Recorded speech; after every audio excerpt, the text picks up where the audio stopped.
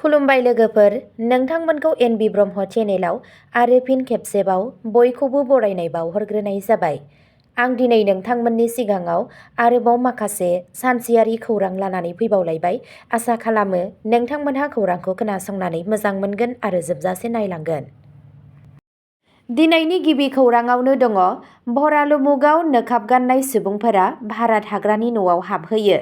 भुगिनांनाय सुबुङा गिबि मन्थ्रिनि आखाइ होनो नागिरदों। साननि सोराङावनो सासे आइजो भारा थाग्रानि न'आव दुथां सुबुंफोरा गाग्लोबनायनि जाहोनाव नोगोरमानि भरालुमुग ओनसोलाव दुंहाव थासारि सोमजिदों। नखरनि अजद बादिब्ला सा 15सो सुबुंफोरा मास्क आरो हेलमेट गाननानै न'आव जबरजस्ती हाबदों आरो न'नि सिङाव दावराव-दावसि सोमजिहोदों।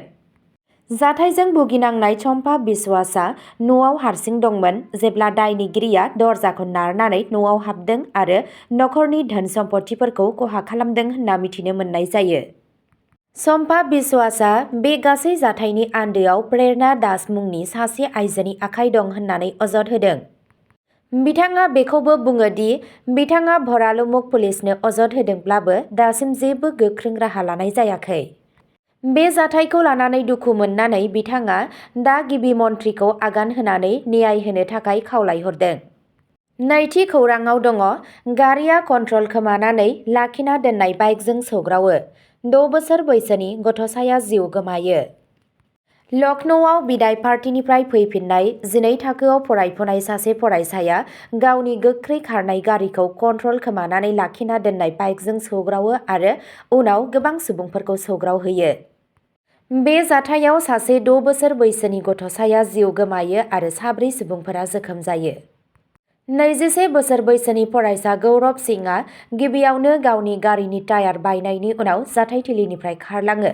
उनाव पुलिसआ गारिखौ जब्द खालामनानै हमनो हायो। बे जाब्रबथाया बृहस्पतिबारखालि मोनाबिलिनि 6 रिंगासो समाव जायो जेब्ला गारिया लाखिनानै दोननाय बाइकजों सौग्रावनानै कन्ट्रल गैयै जादों। गारिया खाथियाव गसंनानै थानाय 4 सुबुंखौबो सौग्रावो। आरमान साधना पाटेल, बिनि बिमा मीना देवी आरो साधनानि 6 बोसोर बैसोनि फिसाज्ला दीक्षांत। बेनि उनाव गारिया गंसे इ-रिक्सा आरो उनाव गंसे अट'जों सौग्रावनानै इ-रिक्सा सालायगिरि अबध बिहारीआ जोखोम जायो। जेब्ला गारिया कन्ट्रल बायजोआव थाङो अब्ला सुबुंफोरा सौग्रावनायनिफ्राय बारग'नो थाखाय गुबुन फारसे थाङो। फरायसा आरो बिनि लोगोआ गारिखौ गारनानै खारलाङो। जायगानि सुबुंफोरा जोखोम जानाय सुबुंफोरखौ गावारि देहा फाहामसालियाव लानानै थाङो आरो पुलिसनो खौरां हरो। गोब्राबै जोखोम जानाय दीक्षांतखौ सुबुं सावस्रि मिरुसिम लांनाय जायो जेराव डक्टरफोरा बिथांखौ थैबाय होननानै फोसावो। बिथाङा केन्द्रीय बिद्यालयआव थाखो 2आव फरायगासिनो दंमोन। लखनौनि एसपि रजनीश बर्माया बुङो दि जोखोम जानाय सुबुंफोरनि नखरनो खौरां होनाय जाबाय आरो पुलिसआ ओनसोलनि सिसिटिभि फुटेजखौ नायबिजिरगासिनो दं। भुगिनांनाय नखरफोरा होनाय अजदनि सायाव बिथा खालामनानै एफआइआर होनाय जागोन। गुबुन मोनसे खौराङाव दङ, इउपिपिएलआ गासै 15 बिटिआर मासिफोराव बिसायख'थि गेलेगोन। प्रमद बर'आ गोजोन आरो जौगानायनि खोथा होदों। इउनाइटेड पिपल्स पार्टी लिबारेल इउपिपिएलआ फैबाय थानाय बिधान सभा बिसायख'थियाव बड'लेण्ड टेरिटरियेल रिजन बिटिआरनि मोन 15 बियाबफोराव बिसायख'थि गेलेनो थाखाय आबुङै थियारि जादों होननानै इउपिपिएलनि आफादगिरि प्रमद बर'आ बृहस्पतिबारखालि मोनसे खौरांगिरि मेलनि गेजेरजों बुङो। बिजनी टाउनाव जानाय मोनसे रेलियाव बाहागो लानानै बर'आ बिटिसिनि गोजोन आरो खौसेथिनि थाखाय दोलोनि बाउसोमनायखौ फोरमायो। बिथाङा बुङो दि इउपिपिएलआ ओनसोलनि गासै बिधान सभा बियाबफोराव बिसायख'थि गेलेनो थाखाय नांगौबादि बिथांखि लाखाबाय। बिथाङा बेखौबो बुङो दि गुबुन गुबुन हारिनि सुबुंफोरा दोलोनि बिजाथिफोरखौ हेफाजाब होनो थाखाय सिगांबोगासिनो दं, जाय इउपिपिएलखौ गुवारै सुबुंफोरनि हेफाजाब होनायखौ दिन्थिदों। बर'आ दानि बिपिएफ दैदेननाय बड'लेण्ड टेरिटरियेल काउन्सिल बिटिसि सरकारखौ सोंखारिनानै बेनि मावफुंनायाव गोजोननाय गैयैखौ फोरमायो।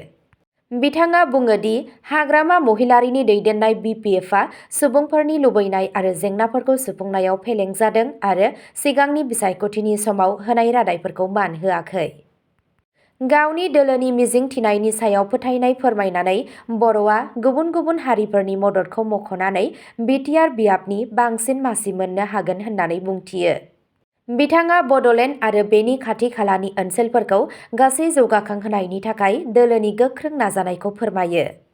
दोलोनि गोबां जौसे दैदेनगिरि, मददगिरि आरो गोबां हास्थायगिरिफोरजों बाहागो लानाय बे हानजा सुरनाया बिजनि जिल्ला आफादनि मावख'निफ्राय जागायनानै गाहाय लामा आरो फ्लाइअभारजों थांनानै बिजनि जिल्ला गेलेमु आफादनि फोथाराव जोबहैयो।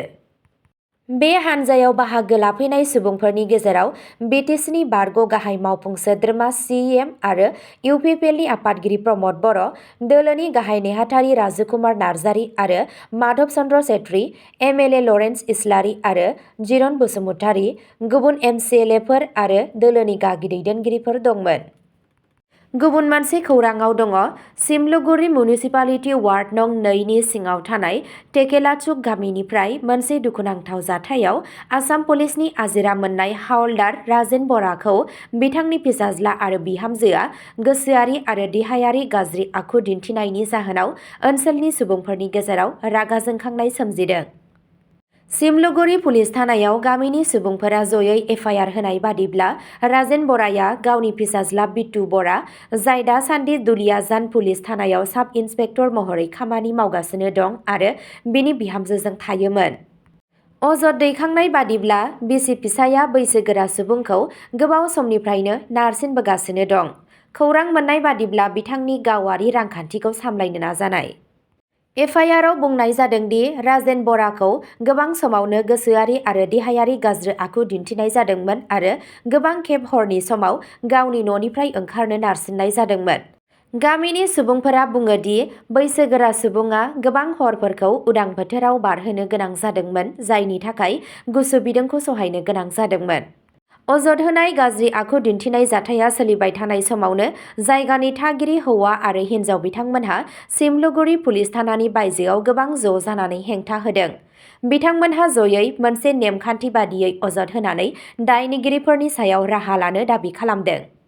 गामिनि सुबुंफोरनि अजदनि उनाव फिसाज्ला आरो बिहामजोखौ सोंनाय फिननायनि थाखाय पुलिस थानासिम लिंहरनाय जादों।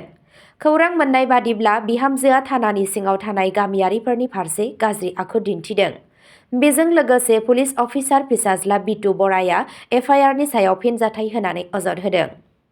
गामिनि सुबुंफोरा बेखौबो दाबि खालामदों दि बिहामजोआ बैसोगोरा सुबुंनि गोनां फोरमानलाइफोरखौ लानानै थांदों, लोगोसे बेनि ATM card, Aadhaar card, PAN card आरो गुबुन गोनां लेखा बिलाइफोरखौ लानानै थांदों।